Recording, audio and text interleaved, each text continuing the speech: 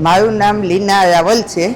હું રાજકોટ શહેર મહિલા મોરચાના પ્રમુખ છું અને જે આ હસ્તકલાનો કાર્યક્રમ છે ઓજસ ફાઉન્ડેશન એ આજે હસ્તકલાનો કાર્યક્રમ ઓજસની ફાઉન્ડેશનનો જે કાર્યક્રમ છે આ બહેનો આજે બહુ સરસ કાર્યક્રમ કરે છે અને મને ગર્વ છે કે આ બધા બહેનો ખૂબ આગળ આવે અને આજે મોદી સાહેબ પણ આના માટે બહેનોને પ્રોત્સાહિત કરે છે કે બહેનો કેમ આગળ આવી શકે અને બેન કેમ એની રોજીરોટીમાંથી કમાઈ શકે વધારે અને આના માટે આપણે રાજકોટ મહાનગરપાલિકા બહેનોને લોન આપે છે અને મુદ્રા લોન આપે છે।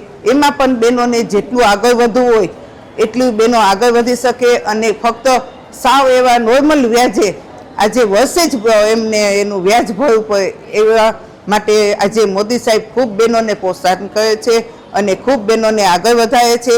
આની અંદર આજે ઘણી બધી યોજનાઓ હોય છે। આ યોજનાઓ અલગ અલગ છે। આજે બ્યુટી પાર્લરનું છે, ડેકોરેશન છે, સાડીનું છે।